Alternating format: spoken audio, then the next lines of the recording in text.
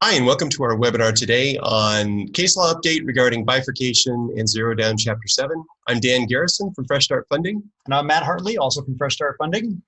So we're going to talk a little bit today about bifurcation generally, but we're going to concentrate a bunch of our time today on providing you the most thorough kind of explication that we can about how the case law is developed around bifurcation and offering post-petition payment terms to clients, and talk a little bit about the current climate and what we see going on across the country presently.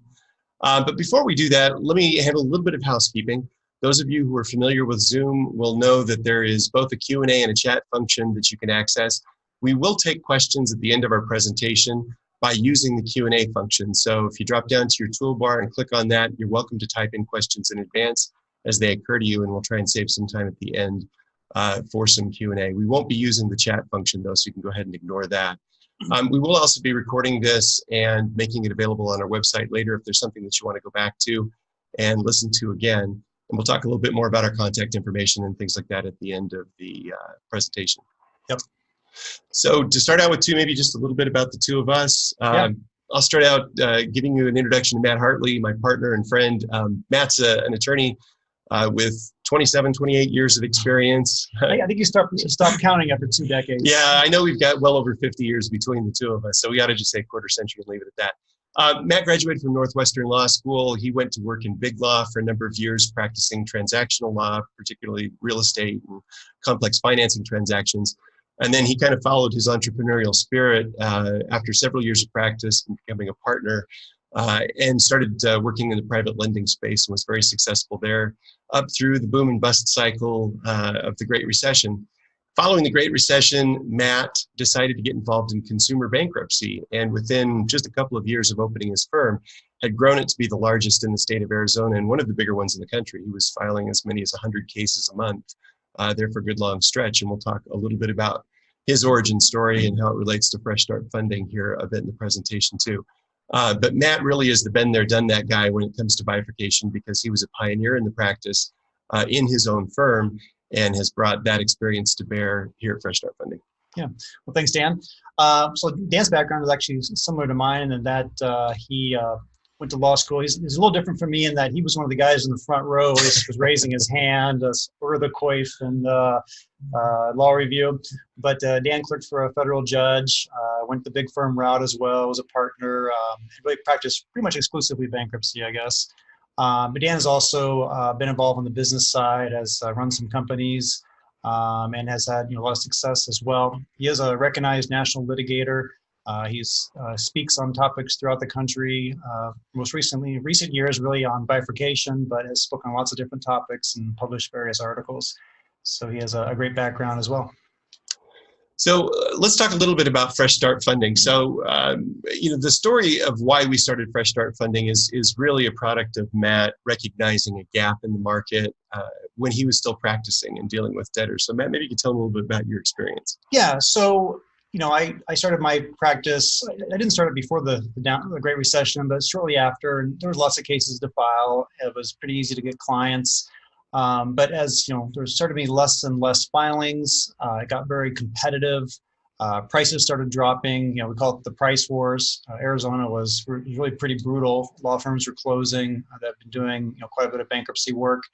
And I got to the point where I was struggling too to keep the doors open, and I came across this bifurcation zero down from a competitor, and I started doing some research on it and learning about it. I ultimately got comfortable with it and started offering it to my clients, and it changed everything. The marketing was more effective, people showed up, more people retained, and it wasn't just good for me and my firm, it was good for the debtors. So I was helping debtors who otherwise wouldn't have been able to afford an attorney. So it was a real win-win.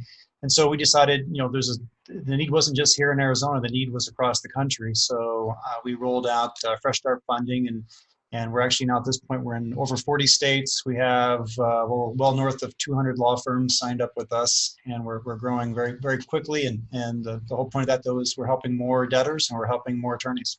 Yeah, a lot of folks think that it's counterintuitive because our clients are actually the law firms, that our mission statement really focuses on debtors, and it's making a fresh start affordable and accessible to everyone.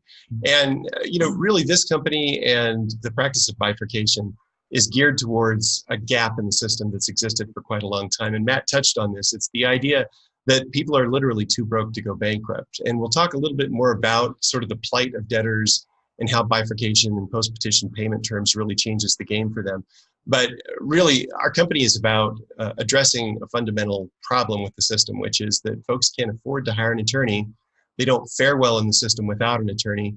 And attorneys are stuck in a bit of a quandary because without this particular approach to structuring their fees, they have no choice but to ask debtors to pay the fees in full up front, which really puts them completely at odds with the debtor's situation. Yeah. So, and just to quickly run through our services before we get into the case law. So we provide everything attorneys need to offer zero down or a low down option to their clients. And so that includes financing, payment management, credit reporting, education, forms, support. And another thing that's important, although we're joking, it's a little less important now because of recent developments, but we also have the industry-only defense guarantee and indemnity where we'll stand behind the attorneys that do it the way, or do bifurcation the correct way and follow our forms and disclosures. We will defend them, and if they did have their fees disgorged, which hasn't happened, we would indemnify them against that as well. But again, as we'll talk about a little later, as exciting as that was and novel as that was last year, it's becoming, we think, less and less important because the practice is definitely being more and more accepted everywhere. So Matt, it might help too to talk a little bit about what exactly bifurcation is, because I suspect a lot of folks who are listening today are generally familiar, but there are a lot of misconceptions out there about this, and maybe some folks who've never really even heard of it at all. So do you want to walk through what bifurcation really is? Sure. Bifurcation is just a word for splitting your engagement, and you're splitting it in between pre-petition work and post-petition work. And importantly, you're using two different fee agreements with your clients. So you have your clients sign one agreement in the beginning to get the case started. Once the case is filed, they then sign a second agreement where they agree to engage you to finish up the case. And it's really that simple, but really probably maybe the most important thing to keep in mind, and we'll talk about this and more about some of these cases, is that when you're collecting fees post-petition, you're only collecting fees for that post-petition work that you did under that post-petition agreement. You're not moving fees from pre-petition work to post-petition. You're zero down, you're literally waiving any fees you'd be entitled to for that pre-petition work, and all the fees you're collecting are just for that post-petition work.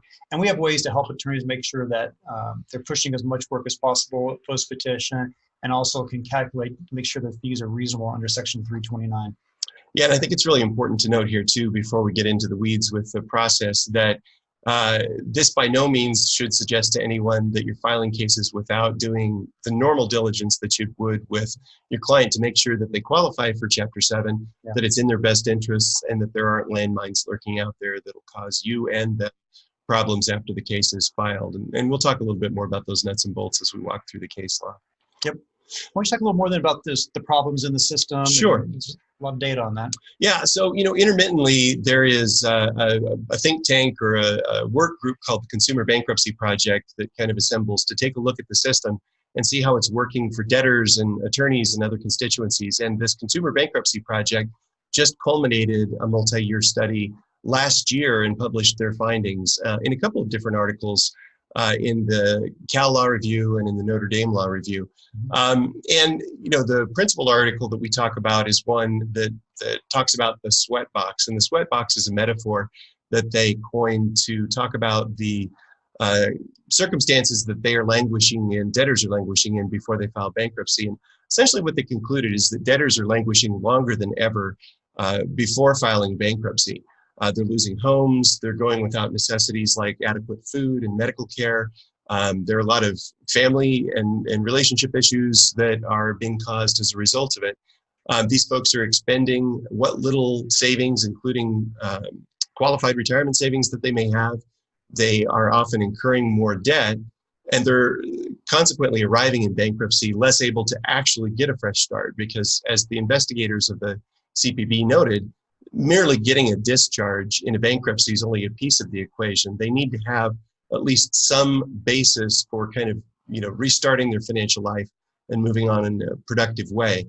They talked about the quandary of accessing the system and being able to hire an attorney. And as we know from statistics that have been published for many, many years about the bankruptcy system, folks who are represented in a Chapter 7 have virtually 100% chance of achieving a discharge. Whereas depending on the statistics that you look at, it's anywhere from 30% to 60 or 70% lower likelihood of obtaining a discharge if folks access the system pro se without the benefit of counsel. Yeah, and so the options for the debtors are limited. If they have the money to pay up front, that's great. If they can borrow the money from a family member or something, that's great. But the reality is, so many of them just don't have the money. They have no way to pay, and so they actually either go file a case on their own, as Dan was saying, and they probably won't get a discharge, or they go into what we call the layaway plan, where they are making payments to an attorney for sometimes years before they can pay all their fees and get their case filed. And during that whole process, they still have the creditors crashing down on them and garnishments, repossessions, et cetera. It's all still happening. They're getting no relief. Another option that has been explored out there that doesn't work very well are what are called fee-only Chapter 13s, where in the interest of making sure that the attorney's fees are not dischargeable and can be treated as an administrative claim, there are attorneys in different places in the country that file Chapter 13s for folks who clearly qualify for Chapter 7s. And as we also know from statistics that have been published for quite some time, the fees in a typical Chapter 13 are anywhere from 2 to 4 times as high as they are for a typical Chapter 7 case. We also know that the failure rate, the default rate for Chapter 13 debtors is exceedingly high. Under the best of circumstances, debtors only complete their plans about 30% of the time, and they don't get their discharge unless they're able to complete their plan. So there's been a lot of criticism, including by some of the investigators of the Consumer Bankruptcy Project, about fee-only Chapter 13s as not being a good alternative for these folks either. So what that leaves us with is this quandary where attorneys need to be able to be paid for the work that they do, but debtors need to be able to access the system with counsel and access it quickly rather than prolonging that sweatbox dynamic that the Consumer Bankruptcy Project investigators noted. Yeah. And that's where we come to bifurcation. Yeah, so maybe we can talk about the case law now, and it goes back, 25 years that we know of for sure, and I wouldn't be surprised if there's cases prior to that, but it really has created this great roadmap for how you bifurcate. And so Dan, why don't you maybe start walking us through these cases? So, attorneys have been exploring for quite some time how to offer post-petition payment terms to debtors, and that's what this is really about, is affording debtors the chance to pay attorney's fees over time after they get the benefit of the automatic stay and ultimately the discharge in their Chapter 7, and are thus better able to pay those attorney's fees. And starting in the mid-90s, there was a spate of cases out of California and Arizona where attorneys tried different things to offer payment terms. And of those 5 cases that we're aware of, only one of them here in Arizona came to the conclusion that collecting post-petition installments was appropriate. The other 4 basically told the attorneys, the courts told the attorneys, you can't do this, it doesn't work. Roll to 1999, and there really was a seminal decision out of the Ninth Circuit called Hines. And what Hines looked at was whether or not you could collect post-petition payments from debtors based on some alternative to enforcing the contract. And the court concluded the contract itself, the engagement agreement, was discharged into bankruptcy and the contractual right to payment was discharged, but that any work that was done by the debtor's attorney after the bankruptcy was filed was entitled to be paid under an equitable theory called quantum merit, or unjust enrichment, as it's referred to in some states. And the court actually allowed the attorney to collect the reasonable value of their attorney's fees for the post-petition work. Now, that decision, while it still remains ostensibly good law in the Ninth Circuit, has been pretty widely criticized across the country based on that particular approach, the idea of using an equitable theory to allow payment. And it has practical problems too, because basically you put attorneys to the task of having to prove the reasonable value of their services. So starting a little bit later in 2003, the Seventh Circuit issued a decision in a case called Athiya. And it was really the first one that recognized the fact that you actually can have a separate engagement with a debtor post-petition and collect fees. And there's a particular quote from Athiya that shows up in pretty much all of the case law dealing with this question thereafter. And that's really the first time that there was a recognition of the fact that you could hire an attorney to complete post-petition work. But honestly, that shouldn't come as a surprise to anyone, because there are circumstances that happen all the time in the bankruptcy system that follow that same pattern. So, for example, someone might file pro se and figure out that they're in over their heads and decide to hire an attorney to finish the case for them. And under that circumstance, there's no question really that a debtor can go out post-petition, sign an engagement agreement with an attorney and pay for those attorney's fees with post-petition earnings. And there are a lot of similar situations we could talk about. And the other option is where a client has an attorney, the case gets filed, they decide they don't like that attorney anymore, and they want to hire another attorney. Again, they're hiring the other attorney post-petition, and there's no question that they can sign that agreement with that attorney for post-petition work and can pay that attorney for the post-petition work using post-petition earnings or exempt assets. Ironically, there's even case law out there talking about the necessity of having a post-petition agreement. So, for example, there's a case out of Arizona here where a law firm took a pre-petition retainer under a pre-petition agreement to deal with a non-dischargeability action, and the court forced the firm to cough back up the retainer and noted that they needed to have a separate post-petition agreement for that post-petition work because it clearly wasn't part of the pre-petition work that they signed up to do. And so you've got this weird, kind of dichotomy or tension where in practical circumstances, we recognize the necessity and the propriety of having a post-petition agreement all the time. And so really, again, it shouldn't come as any surprise that the case law is developed around bifurcation in that fashion too. So picking up the thread from the Athiya case in 2003, there were a number of cases that were decided in the late 2000s, notably Inree Griffin in the Northern District of Illinois, which suggested also a two-contract method. It invalidated, an attorney's right to collect under a single pre-petition agreement, but basically spoke to the fact that the attorney could solve this problem easily by having a separate post-petition agreement.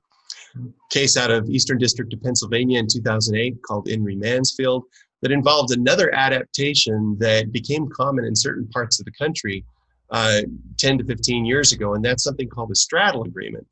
And a straddle agreement is basically a single pre-petition agreement that separates out the pre-petition services and the post-petition services and the fees that are associated with each. So there's a single pre-petition agreement that talks about this straddle over the petition date and the post-petition work that's going to need to be created.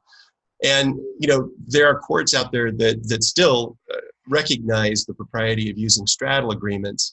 But as we'll talk about, the evolution of the case law really brought us towards a two-contract method that we'll talk about here. Yeah, because the obvious issue with the straddle agreement is it's being signed before the case is filed. And so it really is discharged. The obligations are discharged in the bankruptcy. And that's why the courts have moved away from that. And the interesting thing is the courts that approved straddle agreements along the way recognized them as sort of a necessary adaptation to deal with this tension between the attorneys needing to get paid for the work and debtors needing to have a workable solution that allowed them to hire attorneys in the first place. So very understandable how that kind of developed. Throughout the late 2000s in the Eastern District of Tennessee, there were two cases, In re Lawson and In re Waldo, that talked about straddle agreements with hourly billing so that attorneys could collect for the post-petition work that they did and actually approved those practices. The practice really kind of took a big shift in 2012. And in 2012, there were two cases that were issued by two separate courts that fully recognized what we now understand as the modern practice of bifurcation. The first of those was the Walton case that involved the Clark and Washington law firm out of the Middle District of Florida. And the second case was In re Slabbing, which was released by the Bankruptcy Court in the Eastern District of Michigan. Both of those cases confronted the issue of whether or not it's appropriate, both legally and ethically, to split an engagement into two separate engagement agreements the way we've described for bifurcation. And both of those cases squarely approved the practice.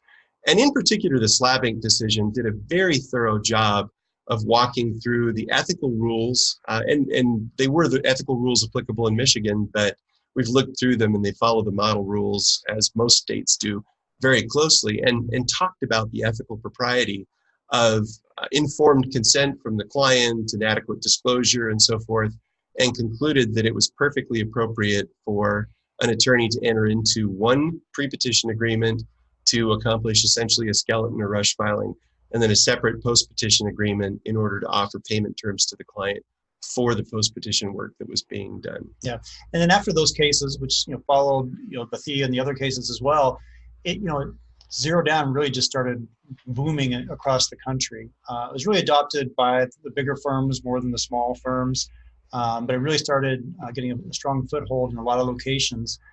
Somewhere, I think probably around 2016, a company called BK Billing came out, and they although similar to us, they were designed to also help attorneys offer the financing and make payments for 12 months.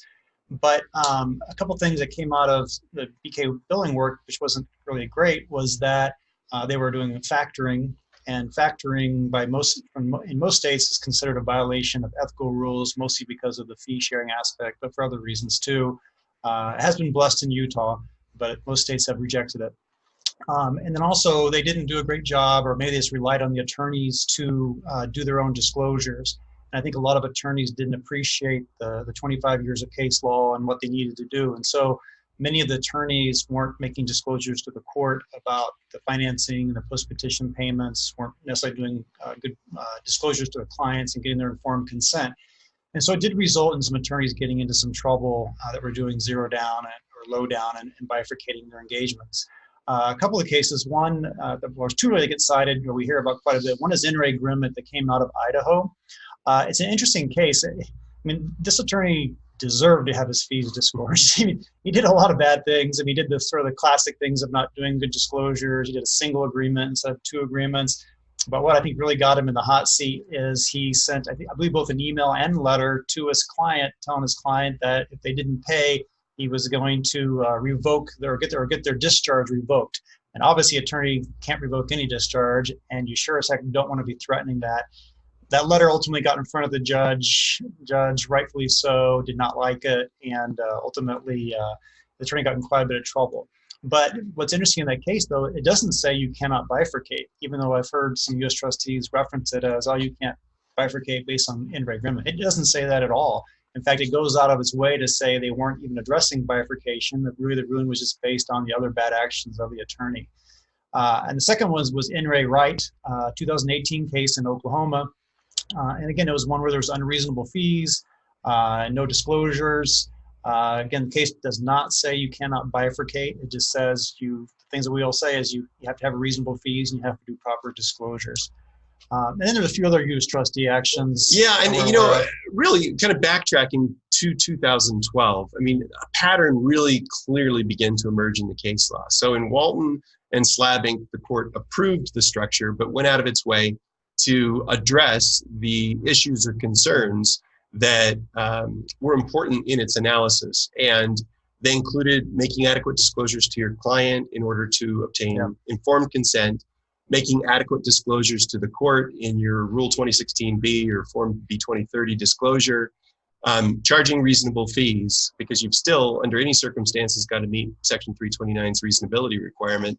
And then the technical aspects of bifurcation, using two separate agreements so that it's clear that your claim doesn't arise from a pre-petition contract that's discharged in the Chapter 7 bankruptcy. And all of the cases, including Grimmett and Wright and others that we've seen since then, have followed that same pattern. Those are the issues that get the attention from the U.S. trustees and from judges. Now, as Matt mentioned, there have been a number of attorneys over the years since Walton and Slabbing came out that have tried with varying degrees of success to bifurcate cases correctly, many of whom have made one of those classic mistakes that we just talked about. So there have been UST actions taken against attorneys in California, Missouri, Maryland. We're more recently involved in another one in Oklahoma that has not yet been decided. But in each one of those situations, attorneys have committed one of those classic mistakes. They've either failed to bifurcate in a technical way correctly, they've failed to get informed consent from their client, they've failed to give adequate disclosure to the court, and or they've charged unreasonable fees and been forced to either by voluntary settlement or by court order to disgorge some or all of the fees that they collected. Well, I should clarify, we're not lumping together the current case in Oklahoma that we're helping attorney with. He actually did do all the disclosures and reasonable fees and everything. So we're just waiting for what we expect to be a very positive ruling there. So we actually are involved, and I guess that sort of brings up the point Matt made early on that we have this defense guarantee and indemnity. And so we actually do represent our clients through a separate law firm that Matt and I have established.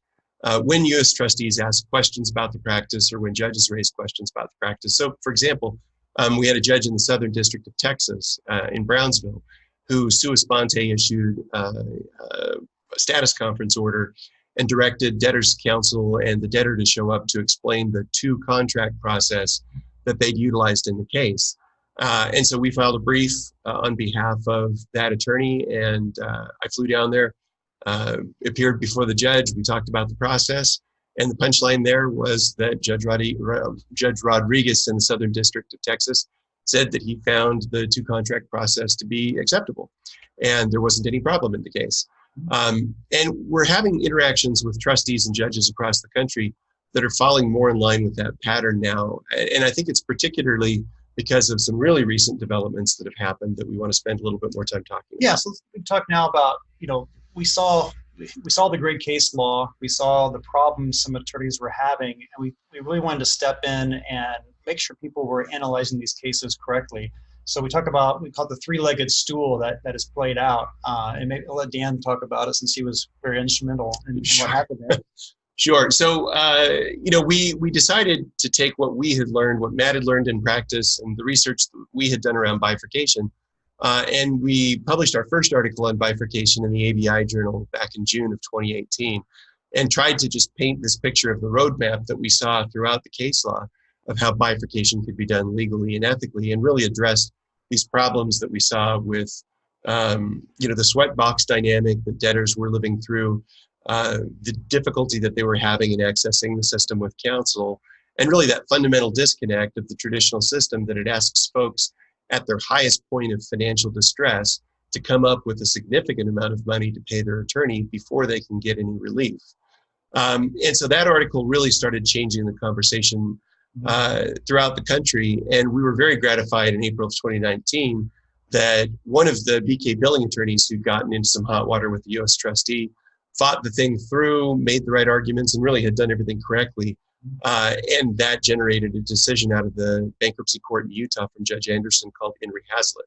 And the Hazlett decision's gotten quite a lot of conversation across the country on panels and in articles and so forth since then. And it was a well thought out opinion. It was 27 pages of analysis talking about all the issues that had been raised in the past about bifurcation.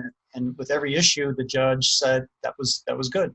It was handled correctly, and it's okay to handle a case that manner. Yeah, so let's talk a little bit about the facts of Hazlett, because I think they're very instructive for all of us to understand the current state of the law around bifurcation. So in Hazlett, the debtor went to one attorney who only would offer a traditional prepaid engagement structure.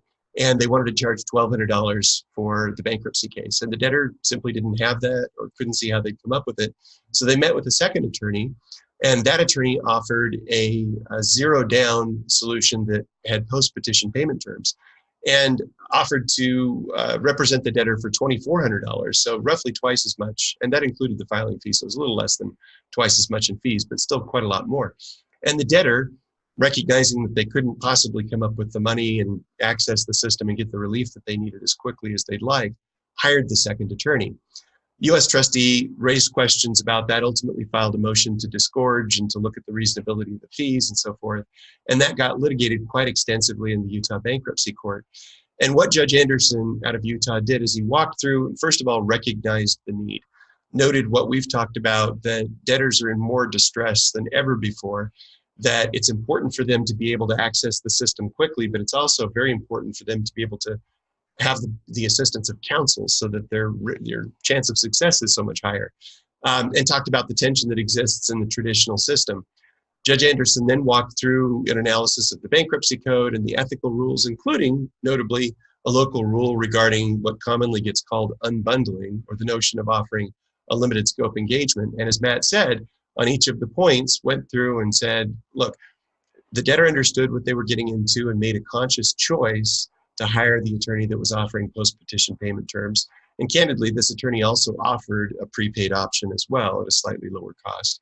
And so the court ticked off the box that yes, there was informed consent, looked at the disclosures that were made by the attorney to the court, found them to be adequate. Certainly there was transparency there about the structure of the engagement, the amount of the fees, that they were being charged post-petition, and then also the disclosure of the financing relationship that this particular attorney had and so forth. Yeah.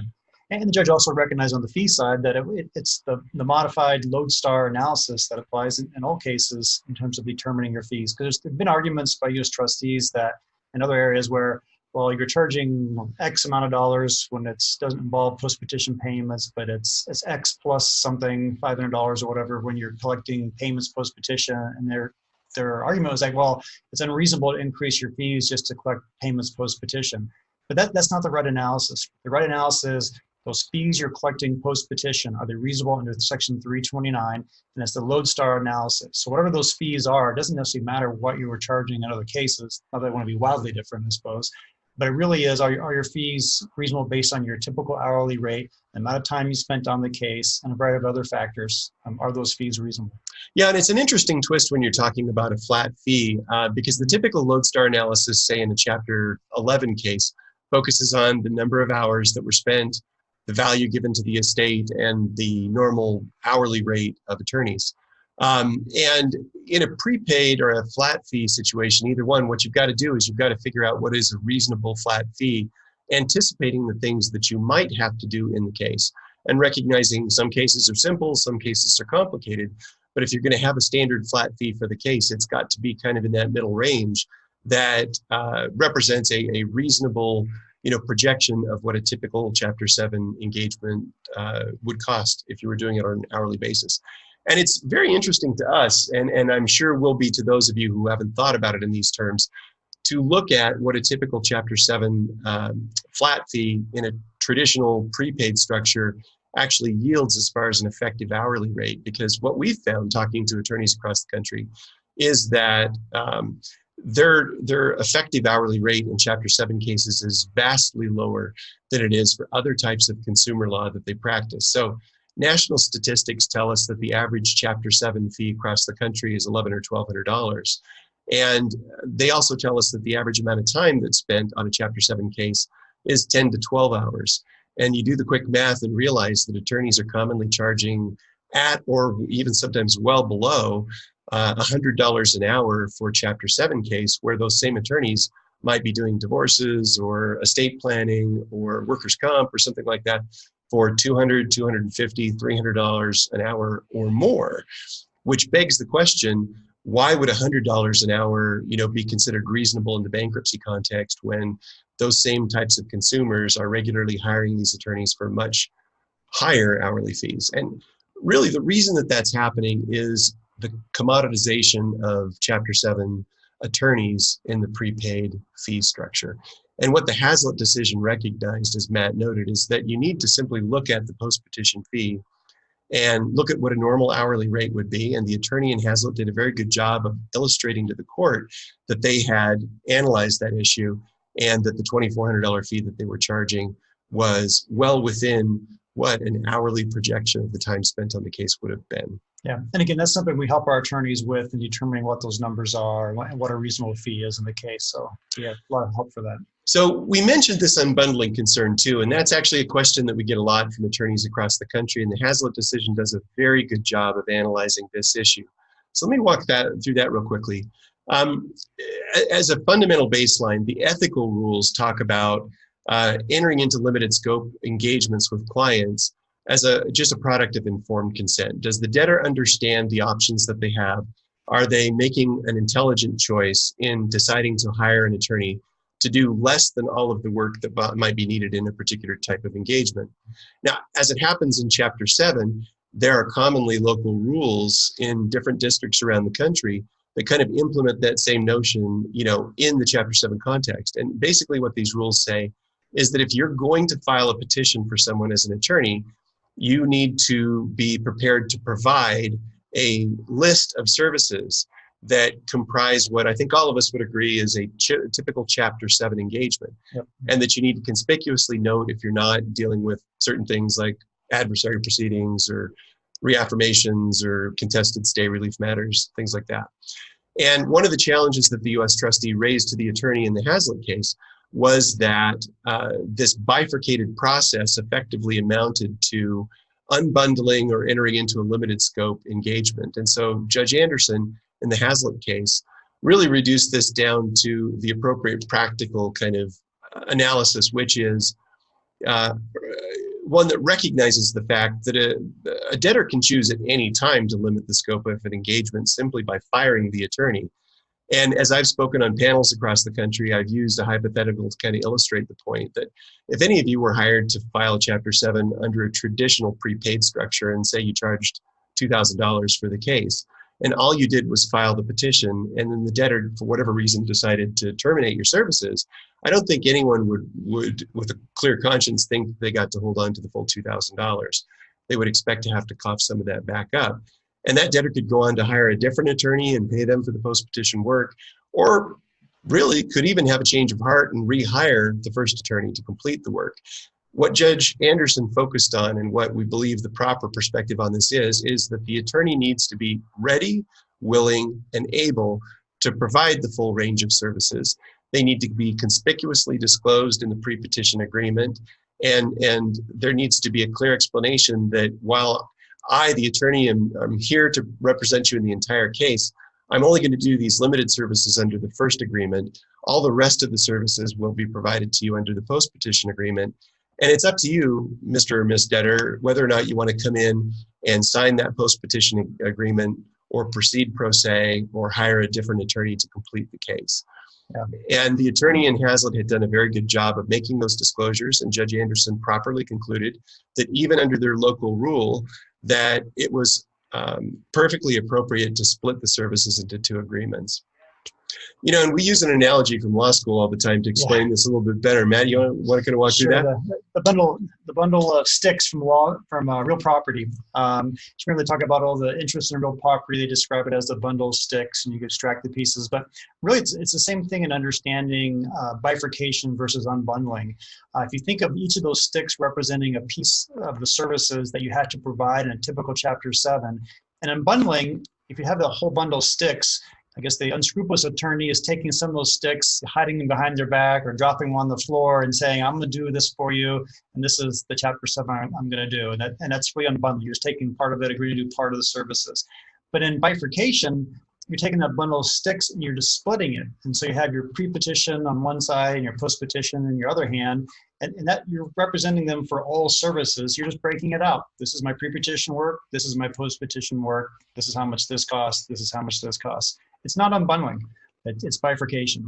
Yeah, and it's interesting because as the case law is developed, and this is called out very clearly in the Hazlett decision, one of the important factors is whether or not you offer your client choices. And so, you know, even though our business is structured around providing financing and payment management and so forth to facilitate attorneys offering post-petition payment terms, we tell attorneys all the time, if you've got a debtor that can afford to prepay their Chapter 7 engagement, absolutely go ahead and do that. And if you offer one price for prepaid engagement and a different price for a bifurcated engagement, simply explaining that to the client and not directing them one way or another, asking them to simply make the choice that's best for them, ends up being a very powerful factor in the court concluding that there was informed consent exercised by the debtor when they do choose the bifurcated structure for your engagement. Yep. So let's talk about, I guess what I keep calling the third leg of the stool, which is a new development just in August. As some of you may know, Clifford White is the National Director of the U.S. Trustee Program. He's in Washington, D.C., but he is the head of the whole department. He made a speech recently to some trustee program and talked about Hazlett. And I actually went through and explained how he believed that Hazlett was the right analysis, it's the correct analysis, and commended that trustees and attorneys use that same analysis when they're dealing with bifurcation. And then to make it even better, it wasn't just a speech. They've actually now posted that on the official U.S. Trustee website. So the U.S. trustees have, in my opinion, I mean, not that they were all against this, but there were some that were against it. But I think now that their boss, the director, has said Hazlett is right in this analysis to use, it's really incredible. Yeah. So Clifford White was talking to the National Association of Bankruptcy Trustees at their annual conference in August. And if you go to the U.S. Department of Justice website, you can pull up the full text of his speech. And he talked about a lot of different topics. Obviously, it was quite a long speech. But he devoted several paragraphs to the Hazlett decision. He talked about how they'd filed enforcement actions in the past against attorneys, and we've touched on some of those decisions that have come out of those actions. He said, but one of them that we lost was this Hazlett case. And he talked about it as being, quote, well-reasoned, unquote. And he also talked about it as touching on the concerns that the U.S. trustee typically focuses on when they decide whether or not to poke into a particular engagement and start asking questions. So it really has been kind of a watershed development. And, I wouldn't go so far as to say there won't still be questions asked, because essentially what Hazlett says and the cases that led up to it, and then what Cliff White's comments say as well, is that there are certain key requirements that you need to fulfill if you're going to bifurcate an engagement legally and ethically. And again, we've touched on those, but they are that you need to use a properly structured bifurcated engagement agreement, so separate pre and post petition agreements. You absolutely need to focus on making adequate disclosures to your client, and ideally, if you offer choices, to lay out those choices for them and let them simply exercise informed consent about the structure of the engagement. You absolutely have to make clear disclosures to the court. And I will tell you on that topic, the second article that we've published, which came out in July in the ABI Journal, focuses specifically on the issue of disclosure. And I walk through Form B 2030 and explain the origin of it and the fact that as a director's form, you're allowed to modify that to fit the practice so that you can make adequate disclosure. And then I walk through in the article the specific types of disclosures that we believe you need to make in order to tick off those boxes. And I will tell you across the board, that is the pitfall that most often catches attorneys who are not vigilant about how they are bifurcating cases and making their disclosures to the court. For sure. So absolutely ought to take a look at that. I will tell you that, we're out there, as we've said, promoting best practices. And we've got forms that are available for folks. We are constantly looking at whether or not they can be improved and supporting our attorneys that we work with in following best practices. But if any of you have questions about this, whether you're clients of ours or not, and you'd like to see the language that goes into the disclosure, take a look in the July ABI Journal article and you'll see exactly what we put together for our clients. Yeah. So, but again, the big changes in 2019, obviously, were Hazlett, and except there was any pushback from people saying, well, that was a Utah decision, the fact that U.S. Trustee's office has now come out in support of that analysis is really a big change. So, yeah, and I can tell you anecdotally, I'm around the country right now dealing with questions that are being asked of attorneys around bifurcation, and I'm also getting information, we both are, from our clients around the country about the conversations they're having with U.S. trustees and with panel trustees. And I can tell you that the tenor of those conversations has significantly changed in the last year. There seems to be a growing recognition that bifurcation itself is not a problem as long as it's done correctly. And instead, the attention is now being focused on whether or not informed consent is there, whether or not disclosures are being adequate, and whether or not fees are reasonable. And I'd say those are the three things that are really going to be the framework for conversations going forward around bifurcation. And that's where I think all the information that we've gathered, the research that we've done, and all the experience that we have can be very helpful to you. Well, an interesting anecdote is actually in the Middle District of California. So there's a Trustee Action against the Ashcraft law firm having to deal with bifurcation. It's been going on for over a year, I think. Well over a year, yeah. And so the attorneys practicing in the Middle District of California, Central District of California, have been, a little bit scared of bifurcating and offering zero down because of the Ashcraft case. But we do work with attorneys in that area, and we are financing attorneys in that district. And it was interesting, just maybe about a month ago or so, About a month. one of our attorneys was at a 341, and a U.S. attorney was there and started asking questions of the debtor. And the debtor turned to the attorney and said, who is this person and why are they asking me questions? And the attorney's response was, well, that's, so-and-so from the U.S. trustee's office. They don't like, bifurcation, and we actually use bifurcation to talk to his client, but they don't like us collecting fees post-petition in these cases. And he's here to ask some questions. And U.S. trustee, they went, no. We don't have an issue with bifurcation or zero down. We just want to make sure it's being done correctly. And that was kind of a big deal too, I thought, just because that was viewed as a hostile environment, even though attorneys were still doing it. But the U.S. trustee made it very clear there that it's not bifurcation, it's not offering zero down, it's not collecting post-petition payments, it's doing it correctly. Disclosures, reasonable fees, and doing it correctly. I will tell you, when we have conversations with panel trustees, U.S. trustees, or even just attorneys that are curious about this process, everyone seems to recognize the practical need, which is that attorneys need to have a structure available to them so that they can be paid. And obviously, we'd all love it if Congress would make some changes and save consumer Chapter 7 attorneys from being the only type of attorney in the bankruptcy system who's not protected, potentially by making fees non-dischargeable or by treating Chapter 7 attorneys' fees as an administrative expense, as is enjoyed by every other type of attorney in the system. But I don't think anyone is going to hold their breath for that to happen. And so these folks in the U.S. trustees' offices and panel trustees and others, judges included, seem to recognize this need. In fact, I was just having I say conversation, but really a colloquy with a judge just the other day in court about this, and she very clearly acknowledged that there's a problem that needs to be addressed here and a balance that needs to be struck. And so the conversations do seem more and more now to be following the Hazlett opinion and not talking about whether bifurcation is legal or ethical, but whether or not you have legally and ethically accomplished a bifurcation, done it the right way, vis-a-vis your client and the court and so forth. Yeah, so we've already gone 45 minutes. I do want to, change the conversation a little bit and just talk a little bit about the benefits to attorneys that adopt zero down. We've talked a lot about the benefits to consumers and how they do need representation. They need to get filed sooner than they've been getting filed, and how having a zero down option can really help them.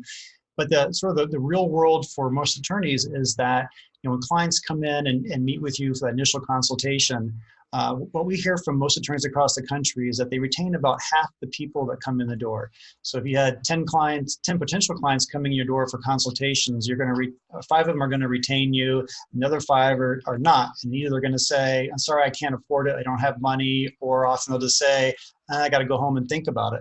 But really, it's almost always about money. And so when attorneys start offering zero down, they find that the retention rates go from 50% up to 70, 80, even 90%. Meaning, so if you had 10 potential clients coming in, instead of getting 5 signing up, you're going to get 7, 8, or 9 of them filing up. So it's immediate benefit to attorneys to have this option, and it's immediate benefit to the consumers that need representation. So it's great for your practice. Yeah, and again, just as we have direct and vicarious experience with attorneys interacting with judges and trustees, we hear a lot of stories too about debtors' interactions with the attorneys and really where the rubber hits the road here for real life debtors. And I don't know, Matt, do you want to share a story that we heard just the other day? Yeah, so it's kind of a classic. I'm sure you've all experienced it. So a woman went to an attorney's office. I was meeting with him, explained how, she was a single mom, some old debts from the past had come back. They had a judgment. They're getting ready to start garnishing her wages. She didn't know how she was going to continue to be able to buy food or even pay her rent when the garnishment started. I went through, the whole consultation with them, and the attorney at first said, yes, I can file your case. I can't remember the exact number, but something like, $1,500 and the $335 filing fee. The woman just breaks into tears. She's like, I just told you I don't have any money. I don't know how I'm going to get food. And he said, well, hold on. I do have another option. I do have a new program, happen to be with us, a zero down option where I can get you filed right away. It's going to cost a little bit more, but I can let you make payments for a year after the case is filed. And it just, the woman was so happy. I mean, it really fixed the problems that she had. And it, and just, as an attorney, we want to help people, and we don't like turning people away, especially people who they really need our help. They really need to file. You do have the option of filing pro bono or filing and hoping they'll pay you afterwards, but it doesn't usually work out very well when you do that. But if you have a true zero down program, you can help all those people. And it's just going to make you as the attorney, make your life easier. You're not going to have people mad at you because they see you as, well, attorney wouldn't help me unless I gave him a bunch of money. It's like, no, I can help you. You're going to make payments afterwards. We'll stop all these creditors right now. It just makes your whole engagement, your whole dealing, those initial consultations are so much more positive. And I'll tell you, the icing on top for most of these debtors, if you're working with us, is that we actually also do credit report. And so, the instant they file bankruptcy and start making payments, they begin rehabilitating their credit score. And that turns out to be really important to some of these people because they've taken a beating for often a couple of years before their case is filed. And this is the first step, not only to getting them past those dischargeable debts that they have, but also to rebuilding their credit and getting onto a financially sound and productive life. Yeah. Well, for those of you who are interested, and I think some people on this are actually already working with us, but others who are interested, it's a very simple process. We'll get you signed up. We actually we call our lunch and learns. We basically will buy you and your staff lunch at your office, have you watch some training videos that really walk you through the whole process. So we want to make sure you do it right and make sure your staff understands how to do it right. And at the end, then we'll do a live Q&A with either Dan or I on the phone, answering any questions you have and helping just talk overall about your practice and how you can take advantage of this and help more people. Yeah, and as we mentioned before, we have all of the best forms and disclosures and so forth. We'll spoon feed those to you so that you know what the latest and greatest thoughts are around making disclosures to the client and to the court and so forth. We try to make this as easy as we possibly can for you. Before we get into the Q&A, a couple things. First of all, how to get a hold of us. So you're welcome to email us. It's either dan@freshstartfunding.com or matt@freshstartfunding.com. You can also call us. We have an 800 number, which is 800-915-6545. I had to jump in there because I mix up the 800 numbers. But yeah, again, 800-915-6545. And you can go to our website too and get our contact information. And for those of you who maybe aren't completely convinced yet of the need for something like this, we've got something interesting that we'd like you to try. We actually drafted an email that we can send to you that you would go ahead and send out under your email identity to folks that you've met with and had consultations with over the last couple of weeks or month or something like that, that lets them know that you may have an option for them to get filed right away and make payments.